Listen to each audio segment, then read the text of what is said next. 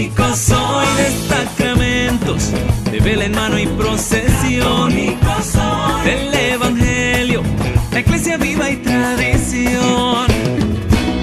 Católico soy de los que viven una eterna. Vamos a hablar de 4 temas importantes. Primero, ¿qué es la oración? ¿Cuáles son las columnas principales y fundamentales de la oración? Vamos a hablar de esa primera parte de la oración. Vamos a hablar de la segunda parte, de los obstáculos que tenemos para orar. Obstáculos en la oración. Y vamos a hablar la parte que creo yo en la que me voy a demorar un poquito más. La primera parte es ¿qué es orar? La segunda parte que vamos a hablar un poquito es sobre la oración en lengua. No me gusta mucho hablar de esto porque la gente se queda aquí en eso, de la oración en lengua, pero bueno, vamos a hablar porque me pusieron aquí que debo hablar de eso. Vamos a hablar de los enemigos y los obstáculos de la oración, y la parte que yo quisiera demorarme un poquito más es el poder de la oración, o sea, la autoridad en la oración. ¿Cómo orar con autoridad? Y eso es lo que nos vamos a demorar un poquito más, y vamos a terminar haciendo práctica lo que vamos a aprender. O sea, vamos a orar esta noche con autoridad. ¿Listo? ¿De acuerdo? Primero, definición de qué es orar, cuáles son las columnas que soportan la oración, cuáles son los ingredientes de la oración. Después vamos a hablar de la oración en lengua, qué es, por qué se come y qué es eso. Tercero, vamos a hablar sobre los obstáculos e impedimentos para orar bien. Y cuarto, vamos a hablar sobre la autoridad de la oración. Orar con autoridad.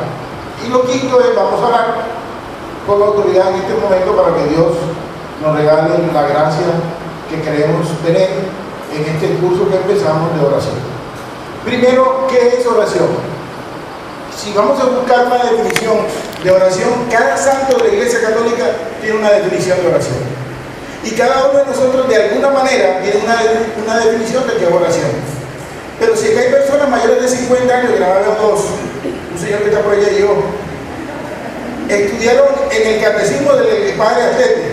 Las demás no, los demás todas son quinceañeras. Los que estudiamos en el catecismo del Padre Atete nos enseñaron que oración era. ¿Qué era qué? Viste que hay mayores de 50 años aquí.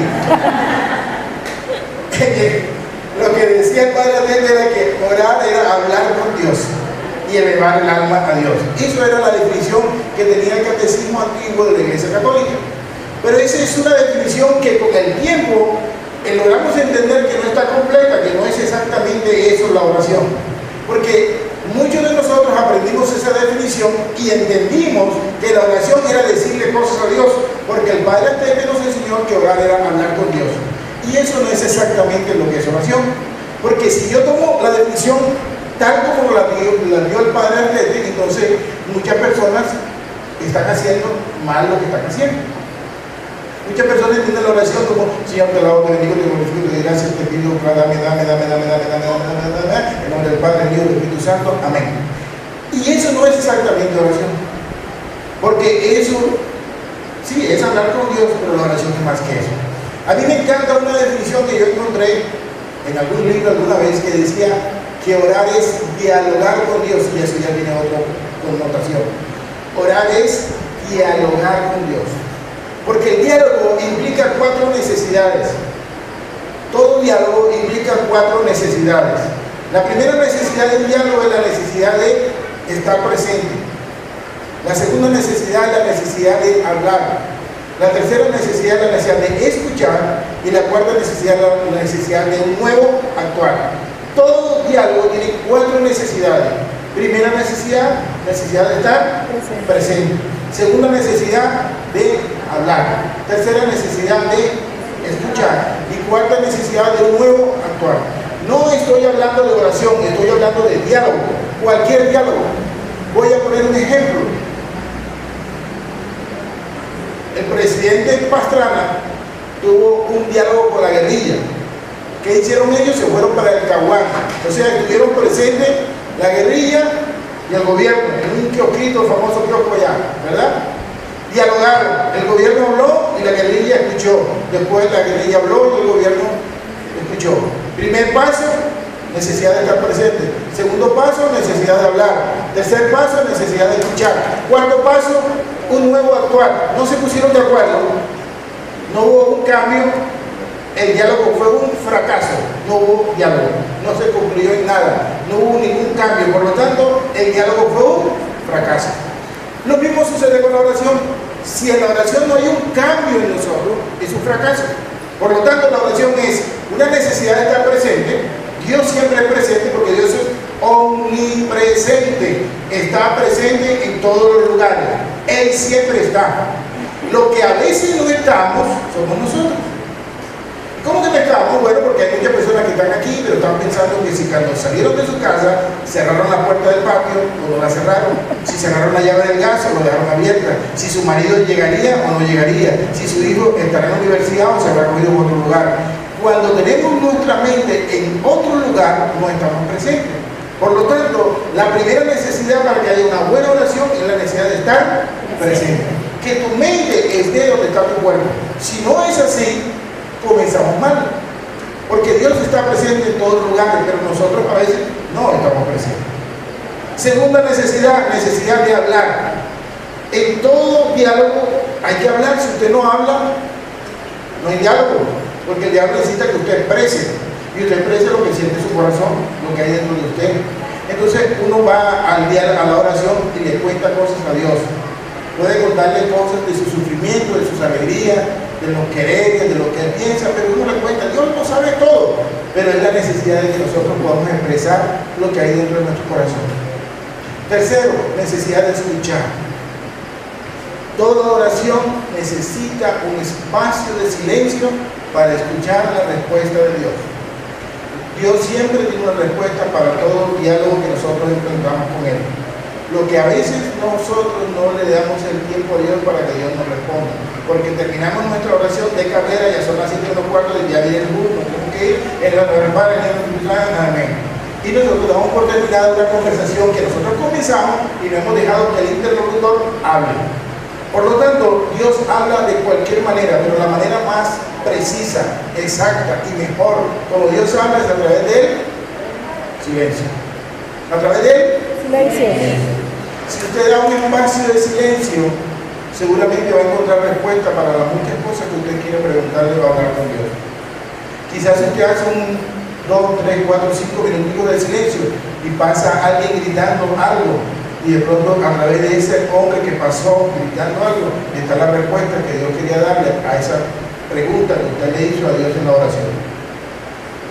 Quizás en ese momento de silencio se escucha el mover del ruido de un abanico, y ese el ruido del abanico lo lleva a usted a pensar en alguien o en algo, que es la respuesta que Dios tiene para esa pregunta que usted le hizo a Dios en la oración. Pero usted tiene que tener la capacidad de hacer silencio. El enemigo, que vamos a ver más adelante, más grave que tenemos en la oración, es la distracción. Nos distraemos fácilmente y no nos concentramos en la oración, porque la carne no le gusta que el espíritu haga su trabajo, y la carne siempre le va a poner pereza, bostezo, distracción, cosas que te impiden comunicarte con Dios. ¿Listo? Entonces, primero, estar presente. Segundo, hablar. Y tercero, escuchar. Pero ¿cómo es la voz de Dios? Me preguntó una señora, ¿cómo habla Él? ¿La voz es gruesa, es fuerte o bajita? Quizás ni siquiera sea una voz humana, quizás siempre sea el sentir en el corazón, el palpitar, quizás sea una imagen en tu mente, quizás sea el ruido de algo que cayó. Dios tiene muchas maneras de hablar, pero si haces silencio, vas a poder aprender a escuchar la voz de Dios. ¿Listo? Cuarto punto, la necesidad de un nuevo actuar. Si la oración sea de 5 minutos, 10 minutos, media hora, 1 hora, al terminar la oración yo no he cambiado en algo, hubo un fracaso como en Caguán. La oración tiene que llevarme siempre a un cambio, o que sea mínimo, un pequeño cambio. Si no ha habido cambio, no hubo oración. La oración implica cambio en nosotros. Usted se imagina si en los 365 días que tiene el año, usted todos los días ha hecho una oración, y usted tiene 55 años, ¿cuántas oraciones usted ha hecho? ¿Cuántos cambios se ha podido producir en su vida? Mucho. Usted debe ser casi un santo. El problema es que nuestras oraciones, a veces somos la repetidera por salir del paso, porque nos enseñó el catecismo del Padre que teníamos que orar, que teníamos que ir a misa. Entonces lo creímos como una obligación, lo hacemos por obligación, pero no lo hacemos porque estemos enamorados del encuentro con esa otra persona llamada Dios. Entonces hay que buscar que mi oración sea el compartir y el hablar de un enamorado.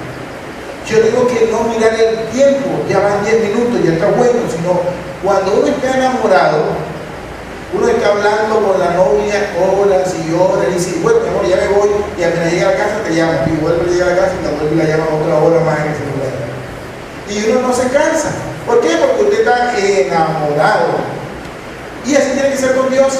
Usted no le tiene que poner tiempo a Dios. Algunas personas necesitan, para poder tener un encuentro con Dios, una oración de 1 hora, 2 horas. Otras personas con 5 minutos. Cada persona tiene su estilo, su manera, su forma de encontrarse con el amado. ¿Listo? Pero lo que sí le recomiendo es que si usted va a comenzar en esto de la oración, al principio trate de tener un buen tiempo para que poco a poco esa práctica vaya haciendo que eso fluya en su corazón. Si usted quiere enamorarse de alguien, los primeros días tiene que estar todos los días visitando, tocando el timbre, tocando el reloj, ¿verdad? Porque si usted la visita cada año, va a ser muy difícil. Entonces la oración entiende esas 4 necesidades. Una necesidad de estar presente, mi mente, mi corazón, mi alma están en el lugar. Segundo, necesidad de hablar. Tercero, necesidad de escuchar. Y cuarto, necesidad de un nuevo actuar. Eso sería una definición de oración muy general. Pero si usted quiere que yo llegue al final del curso, cuando todos los profesores pasen por aquí, le voy a decir el final del curso. Orar no sería ni siquiera nada de lo que le he explicado. Orar significa, uno no va a la oración a decirle cosas a Dios, uno va a la oración a escuchar lo que Dios quiere decirle a uno. Eso de decirle cosas a Dios es una manera de nosotros de descargarnos de todo lo que tenemos, pero en realidad la oración uno va es a escuchar lo que Dios quiere decirle a uno. ¿Listo? Es un diálogo porque nosotros a veces tenemos cosas en el corazón que tenemos que decirle a Dios, pero en el final, al final del culmen de la oración, no es tanto como yo decirle muchas cosas a Dios, pedirle muchas cosas a Dios, sino estar atento a escuchar lo que Dios me quiere decir. Por eso, cuando a mí me invitan a los grupos de oración, yo sé cuando un grupo de oración es crecido o no crecido por los espacios de silencio que hacen en el grupo de oración. Cuando un grupo de oración no son capaces de hacer 2, 3, 4, 5 minutos de silencio, sino que tienen que estar todo el tiempo cantando los animalitos de 2 en 2 y brincando y agarrándose aquí, pellizcándose acá, picándose acá. Si están todo el tiempo en eso, es que hay algo en el corazón que lo tienen tan escondido que no lo quieren sacar. Y tienen que buscar cosas afuera para poder distraer su verdadera necesidad. No estoy diciendo que los ministerios de música sean malos, no estoy diciendo eso. Estoy diciendo que el ministerio de música cumple una función hasta cierto momento.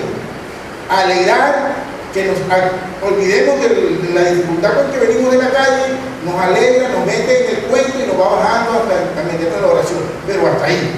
De ahí para allá, tiene que ser una profunda encuentro de nosotros con el Señor. En los grupos de oración pasan cosas como esta. Cuando no hay ministerios de música, por ejemplo, me ha pasado mucho en grupos de oración en las comunidades que me han invitado, están 20 señoras, 10 señoras, 10 hombres orando, canta con panderete, todo, oran, hacemos silencio y llegó doña Cleotilde, que es la dueña del grupo de oración tarde, porque siempre llegan tarde. Entonces cuando encuentra que todo el mundo está en silencio, ella se imagina que están en silencio porque no llegó ella, que es la que sabe cantar. Entonces llegó todo el mundo en silencio y ella alabaré al Señor. Daña el grupo porque el grupo estábamos en un momento de encuentro de intimidad con Dios, de silencio.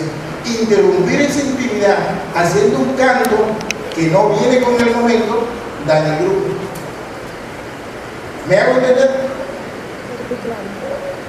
Pero no lo veo así como muy convencido, lo veo así como ayuda. Listo. Entonces, 4 necesidades: necesidad de estar presente, necesidad de hablar, necesidad de escuchar, necesidad de un nuevo actuar. Pero la oración tiene como 2 soportes fundamentales, que sin esos soportes no hay oración. Y esos soportes yo tengo que tenerlos claros. esos tienen que ser los soportes que me deben a mí guiar para yo poder hacer una buena oración. Primer soporte se llama la fe. La fe es la columna que soporta la acecha de la oración. Una columna y dos columnas. Una columna se llama la fe y la otra columna se llama la humildad. Si esas dos columnas no soportan la acecha de mi oración, la oración se me cae. Nunca una oración podrá ser verdaderamente oración si no está el soporte de la fe. La fe es fundamental y esencial en la oración. Si yo no creo, no va a pasar nada. Si yo no tengo la absoluta seguridad que soy escuchado por Dios, eso no es oración. Si yo oro pensando que lo hago simplemente porque si acaso de pronto Dios se le ocurre escucharme, estoy perdido. La fe tiene que ser el soporte fundamental que soporta mi oración. Yo creo que Dios me escucha. Yo creo que Dios conoce mi necesidad. Yo creo que Dios escucha un corazón contrito y humillado. Eso tiene que ser la primera. Y segunda parte, segundo soporte se llama la humildad.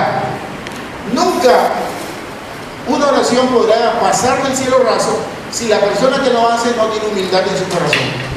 Y entiéndase la palabra humildad no como falta de dinero ni como escasez de cosas, porque la humildad no tiene nada que ver con eso. Cuando yo dictaba mi curso de oración en mi comunidad y decía, el próximo miércoles toca el curso de la humildad, lo que la gente hacía era que se iba en chancletas y con camisas rotas y los zapatos detenidos, la camisa, pensando que de alguna manera humildad significaba ser pobre. Y la humildad no tiene nada que ver con eso, porque yo conozco muchas personas que tienen escasez de dinero, viven debajo de un puente y son orgullosos. Y yo conozco muchas personas que tienen mucho dinero, tienen todas las comodidades y son humildes. La humildad es de corazón, no tiene nada que ver con la escasez de cosas materiales. La humildad es cuando yo regalo una banca para la iglesia y no hago levantar a los que están en la banca porque la banca la regala yo. ¿Usted no le pasaba eso? A uno de la iglesia, a los pueblos pasa eso. A uno de la iglesia se siente y dice, por favor levántese que yo la regaló la familia Martínez y la que puede sentar es la familia Martínez. Entonces, usted no se puede sentar en esa banca porque la regaló la familia Martínez, entonces usted... Humildad es cuando usted es capaz de darle su puesto a otra persona, a pesar de que usted llegó primero. Humildad es cuando usted no llega a la iglesia y pone el paraguas en una silla, la Biblia en la otra silla, la cartera en otra silla, esperando que llegue su prima, su abuelita, su tía, que nunca llegaron y nunca se ocuparon la banca porque usted tenía toda la banca ocupada porque usted creía que iban a venir. Entonces, si yo quiero, cuando voy a la oración y voy a orar, y pienso yo, Señor, yo te alabo, te bendigo y te glorifico y te pido, Jesús, que tengas misericordia de mí. Señor, dame un empleo nuevo, yo necesito un nuevo empleo, claro, Señor, si no me lo da de todas maneras, yo lo consigo. Si usted va con ese orgullo, con esa prepotencia a la oración, esa oración no tiene ningún soporte, porque el soporte fundamental de la oración es la humildad. Si usted no es humilde, nunca su oración pasará de nada en ningún lugar. Se quedará ahí en el cielo raso. ¿Listo? Entonces, los soportes fundamentales de la oración es que yo tenga fe y que yo sea humilde. Y recuerde que fe y creer no es lo mismo, porque siempre insisto en esto, porque hay mucha equivocación en cuanto a esto. Las personas piensan que creer y tener fe es lo mismo. La primera lectura del día de hoy, si la leyeron, nos habla de la respuesta de una persona que tiene fe. La fe es un camino que hay que recorrer, cuyo primer paso es creer, pero yo tengo que dar los pasos suficientes para que Dios vea en mí la acción y la desarrolle. El creer es el primer paso, pero la fe implica salir de mi comodidad, dar unos pasos guiado porque yo pienso y creo que Dios está conmigo, que aunque estoy viviendo un momento de oscuridad, detrás de esa nube oscura hay un sol brillante para mí. Yo tengo la seguridad que mi papá me ama, que Dios quiere lo mejor para mí, que estoy pasando un momento de mucha dificultad, estoy mirando los signos de los tiempos, la situación ahora es grave, pero yo confío. Y yo me levanto a primera hora, y yo camino, y yo busco, y yo hago lo necesario. Eso es fe. La mayoría de las promesas que están en la Biblia implican acciones de fe. Algunas promesas solamente necesitan que usted crea, pero la mayoría necesitan acciones de fe. Las acciones de fe implican de nosotros el que debemos hacer lo que nos corresponde para que Dios haga lo otro. Cuando Jesús convirtió el agua en vino, Jesús ha podido decir: tonelen, llénense de vino, pero dijo: llénenlo de agua, porque el hombre tenía que hacer lo necesario para que Dios hiciera lo que le correspondía. Y muchas veces Dios exige eso de nosotros, que nosotros hagamos lo necesario para que Él haga lo que Él cree que nosotros no podamos hacer. ¿Listo? Entonces, fundamentalmente, dos columnas soportan mi fe, mi oración: la fe y la humildad. Y la fe es un accionar del hombre, cuyo primer paso es creer. Listo. Pero también hay dos ingredientes que son fundamentales en la oración. Dos ingredientes fundamentales en la oración. Esos dos ingredientes son: si usted quiere comenzar un camino de oración, si usted quiere ser una persona orante, si usted quiere ser una persona que Dios la bendiga a través de la oración, si usted quiere recibir el carisma de la oración como un carisma regalo del Espíritu Santo, hay dos ingredientes muy importantes que usted tiene que tener en cuenta. Uno se llama la fidelidad y otro se llama la apertura. Uno se llama la fidelidad y el otro la apertura. ¿Qué significa esto? Si yo quiero comenzar un camino de oración, si quiero ser una persona orante, si quiero que el Señor me regale el hábito de la oración, si yo puedo tener ese hábito de orar todos los días, yo tengo que ser fiel. ¿Cómo así que tengo que ser fiel? Bueno, cuando uno está comenzando en esto de la oración, uno debería, lo mismo que cuando uno tiene una novia, poner una cita diaria de encuentro con el novio. Si usted trabaja de celador y le toca trabajar toda la noche, no ponga el encuentro con la novia mientras esté trabajando, póngalo después que trabajó. Si usted trabaja en una oficina de horario de 8 a 5 de la tarde, pues ponga el encuentro con la novia a las 5 de la mañana. Si usted es una persona que trabaja en la mañana, pero la tarde la tiene libre, pues ponga el encuentro con el Dios amado a las 2 de la tarde. Pero que si usted decide que se va a encontrar con el amado a las 2 de la tarde, que sea siempre. Ah, no, es que hoy no, porque es que hoy van a pasar el partido de Colombia en la sub-17, entonces como obviamente hoy lo voy a aplazar. No. Si usted dijo que era a las 5 de la tarde, a las 5 de la tarde todos los días. Si usted dijo que era a las 6 de la mañana, a las 6 de la mañana todos los días. Si usted dijo que era a las 10 de la noche, ese encuentro con el amado tiene que ser a las 10 de la noche. Y si llegó la tía que vino a los Estados Unidos trayendo regalos y que se presentó a las 10 menos cuarto, déjenla en la sala, se encierra en el baño, se encuentra con Dios en el baño una horita y que la tía espere a que usted termine. ¿Listo? Eso significa fidelidad. Hay que tener fidelidad en el encuentro con Dios. Si usted no le pone horario al encuentro con Dios diariamente, la carne le va a poner a usted obstáculos para encontrarse con Dios. Y mañana le va a decir: ay, no, mejor a las 10:30. Y el día le va a decir: ay, no, mejor a las 11. Y después le va a decir: hoy no, porque hoy es festivo, mejor mañana. Y usted va a sentir que cada día va a ir aplazando, cambiando el horario, aplazando. Y cuando viene a ver el rosario no lo hago ahora, lo hago mejor al mediodía se arregló y mejor lo hago a la tarde, en la noche que dio sueño no lo hizo. Y así se nos va a ir aplazando y aplazando y aplazando. Entonces, uno tiene que poner un horario de encuentro con Dios. Fidelidad. Primer ingrediente para crecer en la oración. Segundo ingrediente, apertura. Segundo ingrediente, apertura. ¿Qué significa eso de apertura? Listo, que uno tiene que abrir el corazón a Dios en la oración y no repetir todos los días lo mismo. Si usted está repitiendo su oración todos los días lo mismo, es que usted no ha tenido apertura. La mayoría de las personas todos los días repiten lo mismo: Señor, te alabo, te bendigo, te glorifico, te doy gracias por tu Espíritu, te doy tu santo, Señor, ayúdame a que me gane la bolita, Señor, que por favor, el Padre, el Hijo y el Espíritu Santo, amén. Normalmente eso es lo que oramos. Pero ¿qué significa apertura? Que yo me abra el corazón. Esta que está aquí es hija mía. Por eso con ella no lo voy a hacer. ¿Tu nombre es? Libis. Supóngase que yo acabo de conocer a Libis y no la conocía. y ella me conoció a mí. Nos acabamos de conocer Libby y yo en este momento. Libby, yo me llamo Carlos, soy casado, mi esposo se llama María. Y supóngase que yo me encuentro con Libby dentro de una semana en algún lugar, centro comercial, y la señora Libby me dice: hola, señor Carlos. Y yo: hola, Libby, ¿cómo estás? Muy bien, gracias a Dios. ¿Y tú qué más? Todo bien. Y me encuentro con ella dentro de 2 meses, otra vez en cualquier lugar, y ella se recuerda y dice: sí, que estaba ya hablando, ¿no? Hola, señor Carlos. Hola, Libby, ¿cómo estás? Bien, muy bien, gracias a Dios. Y así nos encontramos 5.678 veces, pero las 5.678 veces que Libby y yo nos encontramos, siempre decimos lo mismo: hola, señor Carlos, ¿cómo está? Y yo: hola, Libby, ¿cómo te va? ¿Qué va a pasar entre Libby y yo? No va a haber ninguna amistad nunca, porque no ha habido apertura. Pero si yo la tercera o cuarta vez que me encuentro con Libby, yo le digo: hola, señor Libby, ¿cómo está? Cuénteme usted, ¿qué es lo que hace de chismoso? ¿Usted dónde, qué estudió usted? ¿Usted es profesora? ¿Usted está casada? ¿Cuántos hijos tiene? Ay, no, mire que está.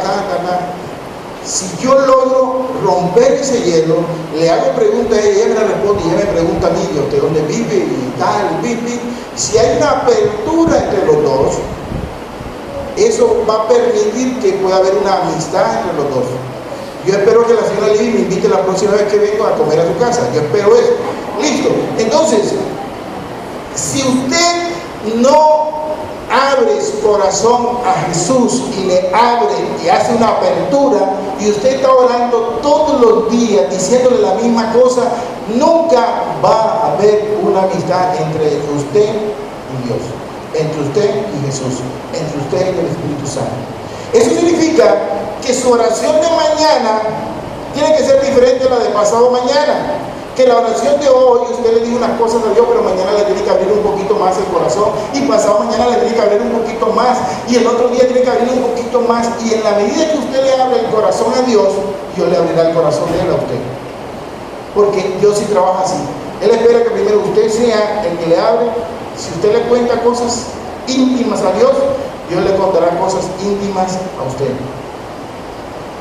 Pero si usted siempre repite lo mismo, no va a pasar nada. No importa que usted haga 1000 oraciones, no importa que haga los 1000 Padres Nuestros en el día, no importa que haga, porque usted lo está haciendo es repitiendo como un lorito.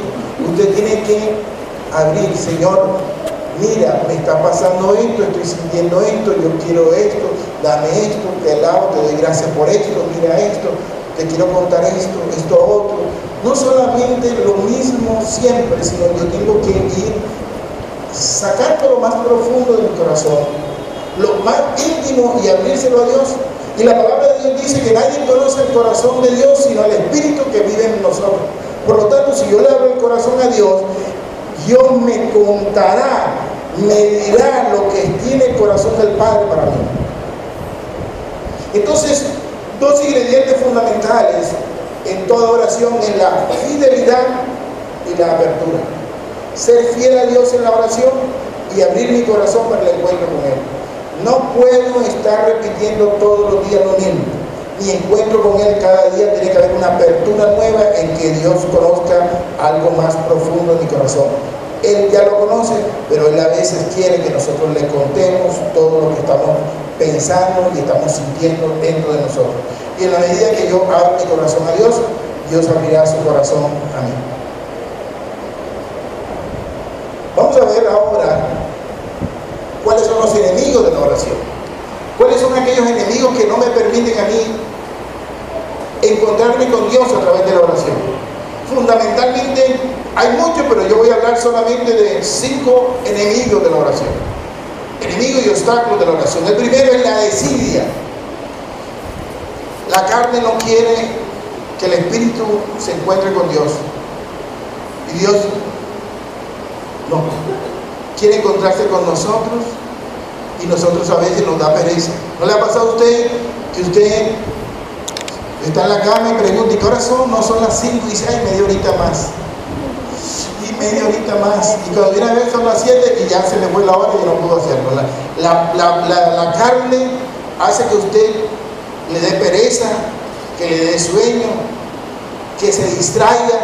Por lo tanto, la desidia es un obstáculo para uno orar. Uno tiene que vencer la desidia, tiene que uno, ojalá no quiera, ojalá el cuerpo le diga que no, uno tiene que imponerse, levantarse, uno tiene que coger la obligación de tener que levantarse temprano o a la hora que uno crea, a las 10 de la noche, a la hora que quiera, pero que todo el tiempo uno esté luchando con la carne para no dejarse que la desidia sea un enemigo para la oración de uno.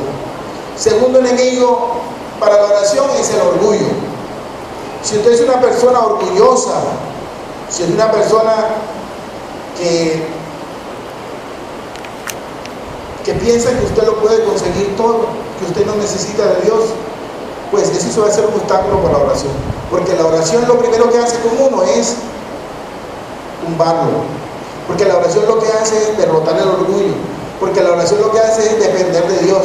Es reconocer que somos criaturas de Dios, que dependemos de Él y que Él nos hizo con sus manos y nosotros dependemos de su voluntad. Y cuando uno es orgulloso, uno no quiere que eso sea así. Uno quiere poder tener el dominio de su vida en las propias manos de uno. Entonces a uno le cuesta eso de que uno dependa de Dios. Y uno no quiere depender de nadie, uno quiere depender de sus propias manos. Por lo tanto, un obstáculo para la oración es el orgullo. Otro obstáculo para la oración, que ya lo hablamos, es la duda. Cuando yo tengo duda en mi corazón, cuando yo no creo que Dios me escucha, cuando yo me he puesto a orar 2 y 3 y 4 veces y siento que Dios no está dando respuesta a mis peticiones, y empieza la duda en mí, ese es un obstáculo para la oración. La palabra de Dios también dice en Éxodo, en el capítulo 57, en Isaías 59:2 primero, Isaías 59, Dios dice, la palabra de Dios, Isaías 59:2, que los pecados que no han sido confesados, son obstáculos para que Dios escuche nuestra oración. Cuando nosotros tenemos pecados no confesados, eso es como un obstáculo para que nuestra oración llegue a Dios. Parecería como una contradicción porque uno tiene que orar y orar para que Dios lo transforme a uno. Pero la palabra de Dios dice que cuando usted tiene pecados ocultos que usted tiene mucho tiempo ahí y no ha confesado, eso se le convierte en un obstáculo para que su oración llegue al Padre. Y eso lo puede leer usted en esa lectura, no lo vamos a hacer ahora porque nos demoraría mucho tiempo, Isaías 59:2. También puede leerse el Salmo 66, en el versículo 18, donde dice que el impedimento para que mi oración llegue al Padre son los pecados inconfesos. Listo. Y la última obstáculo y enemigo de la oración es la falta de perdón. Cuando nosotros no hemos querido perdonar, cuando tenemos una dificultad con alguien, cuando yo no he podido perdonar a mi papá que se fue con otra vieja, cuando no he podido perdonar a mi hermano que se llevó la herencia que era mía, cuando yo no he podido perdonar a X o 10 personas que me quitó algo que era mío, por mucho que yo haga oración, ese es un obstáculo, porque mi corazón no está abierto a la acción de Dios, mi corazón está ahí, cerrado. Entonces yo primero tengo que abrirme al perdón para que mi oración pueda fluir, para que mi oración pueda llegar a su destino. Listo. Eso sería la primera parte de lo que me dijeron que hablara en esta noche. Quiero, antes de comenzar la parte que yo quisiera enseñarles esta noche, lo que acabamos de hacer simplemente es el preámbulo. Todavía no he comenzado la enseñanza. Hicimos un preámbulo nada más. Sí, vamos a salir tarde hoy. Un preámbulo. ¿Alguna pregunta del preámbulo? No se entendió nada, lo volvemos a comenzar. ¿No? ¿Se entendió o no? Sí.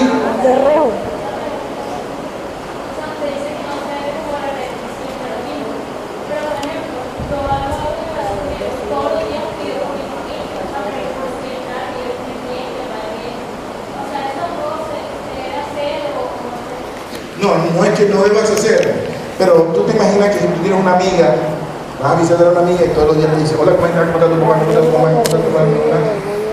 Y ella dice, muy bien. Y al día siguiente vas a visitar y le dice, hola, ¿cómo estás? ¿Cómo está tu papá? ¿Cómo está tu mamá? ¿Cómo está todo? Bien. Y al tercer día va y le dice, hola, ¿cómo está tu papá? ¿Cómo está tu mamá? Y dice, oye, pero pregúntame otra cosa, ¿no? Digo yo, igual.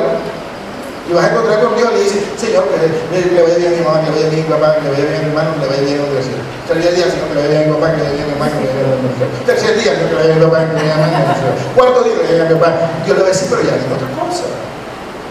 Ya, eso es lo que quiero decir. No quiero decir que no ore por tu papá, sino que, oye, ya, listo, hablaste por tu papá. Y digo, pero Señor, mira, ahí al lado se mudó un vecino, un pelado, de una gafita que yo no sé, como que me está diciendo cosas y a mí me parece que es interesante.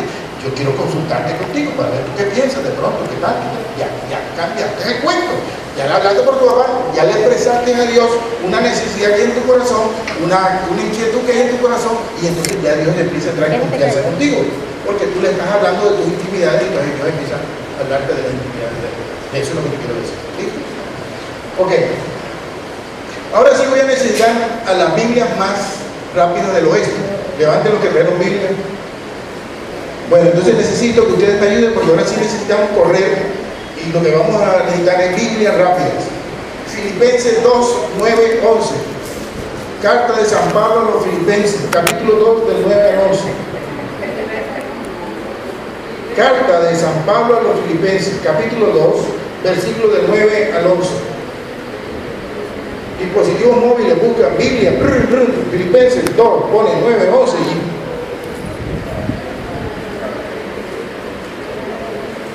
ni con los celulares se copian. Filipenses 2, 9, 11. ¿Quién lo encontró?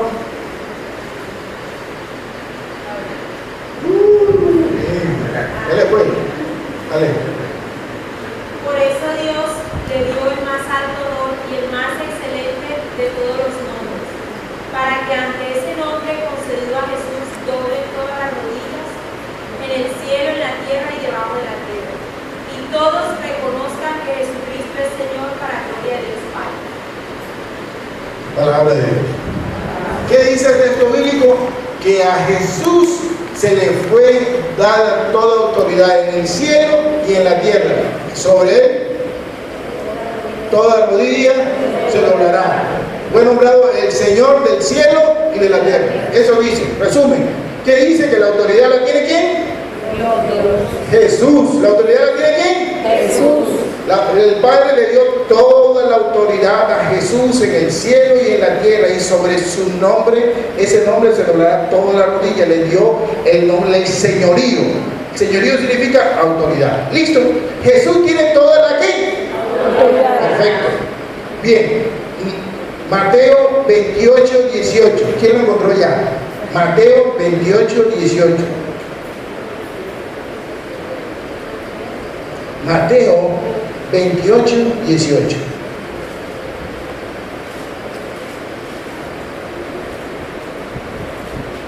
Jesús se acercó a ellos y le dijo: Dios me ha dado toda autoridad en el cielo y en la tierra. Vayan pues a las gentes de todas las naciones y háganlas mis discípulos. Bautícenlas en el nombre del Padre, del Hijo y del Espíritu Santo. Muy bien. ¿A quién le estaba hablando Jesús? Los discípulos. A los Discípulos. ¿Y qué le está diciendo? Que él tiene toda la ¿qué? Autoridad. ¿Y a quién se la dio? A ellos. O sea, la autoridad de Jesús, y se la dio a los apóstoles. ¿Y quiénes son los sucesores de los apóstoles? Los sacerdotes, ¿verdad? Entonces la autoridad de Jesús, él se la entregó ¿a quién? A los apóstoles. Los apóstoles, ¿quiénes son los sucesores de los apóstoles? Muy bien.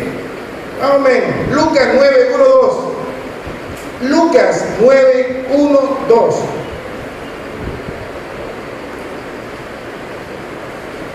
¿Qué dice el Evangelio de San Lucas, capítulo 9, versículos del 1 al 2? Convocando a los 12 le dio autoridad y poder sobre todos los demonios y para curar enfermedades. Y los envió a proclamar el reino de Dios y a curar. Muy bien, Lucas nos dice que convocó a los 12. ¿Quiénes los 12? Los apóstoles. Los apóstoles. Y dio poder y autoridad. ¿Para qué? Para expulsar a los demonios y para sanar a los enfermos. ¿Qué nos dice el texto? Que toda la autoridad de Jesús se se las dio a los apóstoles. ¿Para qué? Para que expulsaran demonios y para que sanaran a los enfermos. ¿Listo? ¿De acuerdo? Entonces la autoridad en la mano tiene locura. Nosotros vamos a ver qué dice la Biblia. Juan 14, 12. Juan 14, 12. Evangelio de San Juan, capítulo 14, versículo 12. ¿Qué dice la Biblia? Además de eso.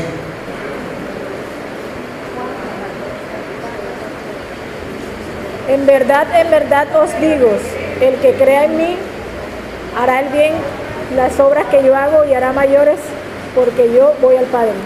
Dice, en verdad os digo, que el que crea en mí hará cosas mayores que las que yo he hecho, porque yo iré al Padre a rogar por ustedes. O sea, que si usted no es cura, pero usted cree, usted va a poder hacer obras mayores que las que hizo Jesús, porque Jesús está al lado del Padre orando por usted. Eso dice la Biblia, no lo digo yo. Juan capítulo 14, versículo 12. La autoridad que le dio el Padre a Jesús, no solamente Jesús se la entregó a los sacerdotes, a los discípulos y a sus descendientes, sino se la entregó a todos los que crean. Si tú crees, Dios te dio la autoridad para que hagas cosas mayores que las que Él hizo, porque Él estará al lado del Padre rogando por ustedes y por mí. Amén. Dale un fuerte aplauso, papá Dios. Por lo tanto, tú y yo, si creemos, tenemos la autoridad para sanar enfermos, para expulsar demonios, para liberar a los cautivos, para hacer cosas mayores que las que Jesús hizo. Pero tenés que creer. Si no lo crees, no va a pasar nada. Entonces tú me vas a decir, pero eso, Señor, debe ser aquellos que son santos, aquellos que se la pasan todo el día metidos en la iglesia. Pero como yo me meto en mi traguito y yo estuve en las marimondas, yo seguramente no, a mí eso no es conmigo. No, eso no tiene nada que ver ni con las marimondas ni las no marimondas. El tener fe y orar con autoridad lo puede hacer cualquier persona. No tiene que ser una persona que esté ungida, no tiene que ser una persona que esté llena de Dios. Cualquier persona puede sanar y liberar y sanar a los enfermos. Cualquier persona tiene esa autoridad para hacerlo. Vamos a leer Lucas 10, 17. ¿Quién me ayuda? Una persona busca Lucas 10, 17 y otra persona busca Mateo 7, 22. Mateo 7, 22, 23. Uno Lucas 10, 17 y otro Mateo 7, 22, 23. Lucas dice, Lucas 10, 17, ¿qué dice? Regresaron los 72 alegres diciendo.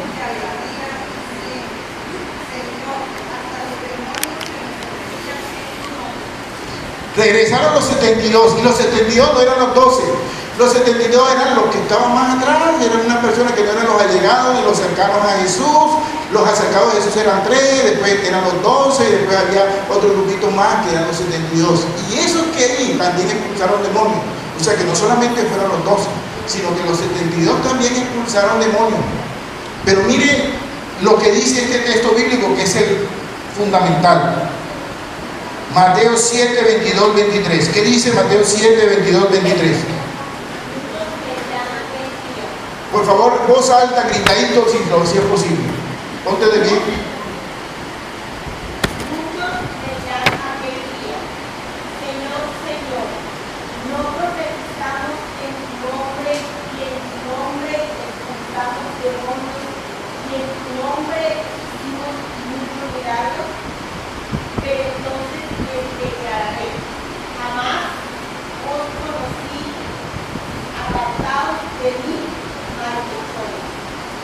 Palabra de Dios. ¿Sabe lo que significa ese texto? Que usted puede hacer milagros, usted puede expulsar demonios y se puede condenar. Porque el que expulse demonio, el que sale enfermo, no es porque usted sea santo. La santidad no tiene nada que ver con el don o el carisma. El don del carisma es un trampolín para usted ser santo. Pero usted, antes de ser santo, puede hacer hasta milagros, puede hacer. esa persona que está hablando de esto le hicieron un milagro, y Jesús dijo, yo no te conozco, porque a pesar de que hicieron un milagro, no se convirtieron y se condenaron. O sea que el milagro, la sanación, la liberación, la autoridad que Dios nos ha dado, no significa que tú tienes que ser santo para poder hacer milagros. Tú puedes hacer milagros, sanar enfermos, expulsar demonios y no ser santo. Ese es un carisma del Espíritu Santo que Dios te dio para que tú, a través de él, llegues a la santidad. Así que todos los que estamos aquí podemos orar con autoridad por nuestros hijos y ponerle la mano a nuestros hijos y que nuestros hijos sean sanados por el poder de Dios si creemos. Amén. Nosotros podemos poner las manos sobre nuestros esposos o nuestras esposas, y si no se dejan poner las manos, le oramos al jabón y a la toalla para que Dios lo transforme, porque tenemos la autoridad que Dios nos ha dado. Amén. Nosotros podemos orar por nuestra economía, por la autoridad que Dios nos ha dado, y poner las manos sobre lo que llega a nuestra casa, porque si nosotros creemos, tenemos la autoridad que Dios nos ha dado.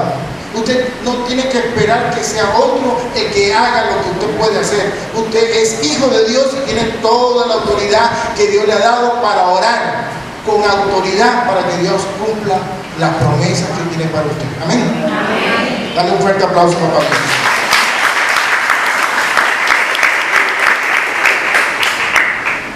Ahora, si yo complemento esa autoridad que Dios me ha dado con la palabra de Dios, mucho más, porque la palabra de Dios es un arma de doble filo, dice Hebreos, que nos permite llegar a lo más profundo del alma. Y si yo estudio la palabra de Dios es un arma. Si yo tengo la autoridad de oración y además yo me complemento con el arma de la palabra, mi oración tiene poder. ¿Listo? Y hay un texto bíblico que yo quisiera que usted nunca se lo olvidara, y está en la primera carta de Juan, en el capítulo 5, versículo 22 en adelante, donde dice que si usted pide de acuerdo a la voluntad de Dios, téngalo por seguro que Dios le concederá todo lo que usted pida de acuerdo a su voluntad. Tenlo por hecho que ya está hecho. Amén. Primera carta de Juan, capítulo 5, 22 en adelante. Voy a buscarlo. Primera carta de Juan, capítulo 5.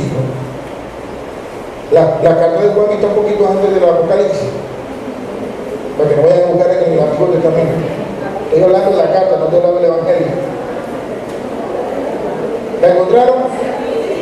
Capítulo 5, versículo 14, perdón, para que sea exacto. 5:14 dice, Primera de Juan 5:14, nos dirigimos a Dios con la confianza de que si pedimos algo según su voluntad, nos escuchará. Y si sabemos que nos escucha cuando le pedimos, sabemos que ya poseemos lo que hemos pedido. ¿Qué dice el texto? Que si usted le pide algo a Dios de acuerdo a su voluntad, denlo por hecho que ya está hecho, porque Dios se lo va a dar. Eso es lo que dice en otra palabra. ¿Y cómo voy a orar yo de acuerdo a la voluntad de Dios? Bueno, la Biblia tiene 35,000 promesas para usted. Si usted pone una promesa de la que está ahí, esa es la voluntad de Dios. Y usted le dice, Dios, en Isaías 51 o 52, dice, por tu llaga hemos sido sanados. Señor, yo creo, yo confío en ti, yo tengo la segunda seguridad que yo soy sano por el poder y la autoridad que tú me das por tu Hijo, y tu palabra lo dice, y yo me acojo a esa palabra, y yo la hago como mía. Entonces tú estás hablando de la voluntad de Dios. Si usted tiene una dificultad con un hijo, pues vaya y busque en la Biblia donde hablan de la relación del padre con hijo, y usted le dice, Señor, lo que dice en el libro tal, en el versículo 8 dice que cuando un padre yo me apropio de esa promesa, yo oro con la autoridad que te he mandado y yo pido por eso, para que eso se cumpla. Y entonces me están diciendo aquí, en la primera carta de Juan, en el capítulo 5, versículo 14, que si yo pido algo de acuerdo a su voluntad, Él me la concede. Yo tengo que darlo por hecho. También la palabra de Dios nos dice que cualquier cosa que usted pida en mi nombre, Dios se la dará. Pero muchas personas piensan que cuando la Biblia dice en Juan, cualquier cosa que usted pida en mi nombre, entonces la persona dice, Señor, yo te pido en nombre de Jesucristo que me pase tal cosa o me dé tal cosa. Y no se trata de nombrar a Jesús, se trata de ir más allá que eso. Cuando la palabra de Dios dice cualquier cosa que pidan en mi nombre, lo que está diciendo es que usted tiene que tener una intimidad profunda con Jesús para que Jesús le dé la autoridad que usted pide en su nombre. Voy a explicar eso de otra manera. Si usted tiene mucha amistad con el dueño de la tienda del barrio, que es un cachaco, normalmente son cachacos. ¿Hay algún cachaco aquí? No, más. Si usted tiene amistad con el cachaco de la esquina de la tienda, es amigo suyo. Y al lado de su casa vive una persona que tiene una necesidad. No le pagaron, está atrasado, maestro, los maestros nunca le pagan a tiempo. 2 meses que no le pagan. Y va el maestro y le dice a usted: oye, Carlos, tú que eres amigo del cachaco, parece que el cachaco me fía, decía ahí, la leche, el pan, la carne. Y yo que soy muy amigo del cachaco, digo: no te preocupes, ven acá, yo te voy a hacer una notita. Señor cachaco, esta persona que va a ir con esta nota, que se llama Jairo, es como si fuera un hermano mío. Cualquier cosa que él pida, dásela. Firma Carlos. Cuando ese hombre va con el papelito del cachaco, el cachaco lee y dice: cualquier cosa que él pida, dásela. Esa es una llave mía, Carlos. Ah, bueno, señor, pida lo que usted quiera. Eso significa pedir el nombre de Jesús. Cuando usted es muy amigo de Jesús, porque cada mañana se levanta a hablar con él, a orar y está en una comunicación con él, cuando usted tiene una necesidad, Jesús le dice: mira, vete donde el Padre y dile que va de parte mía. Entonces que va donde el Padre le dice: Padre bueno, en nombre de Jesús vengo a pedirte esto. Y él le va a decir: ah, no, si viene en nombre de Jesús, lo que quiera. Eso significa pedir en nombre de Jesús. Amén. Dale un fuerte aplauso a Dios.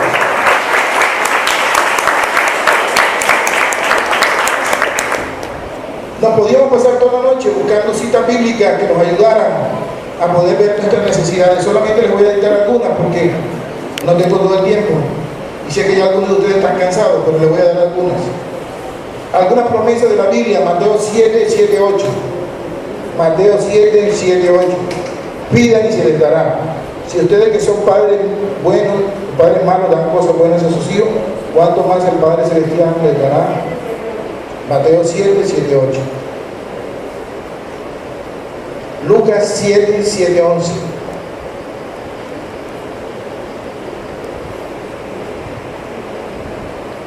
Primera de Pedro 5, 7. Primera de Pedro 5, 7.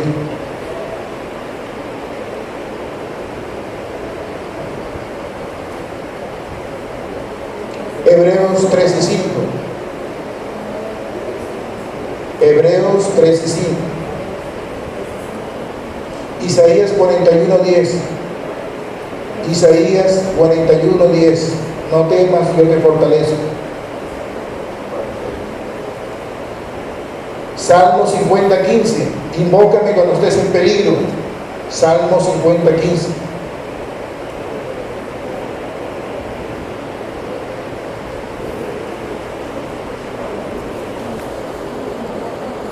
Filipenses 4, 6, 7. Cuando necesites alcanzar paz, estés angustiado y necesites tener paz, invoca a Dios, órale con Filipenses 4, 6, 7 para alcanzar la paz.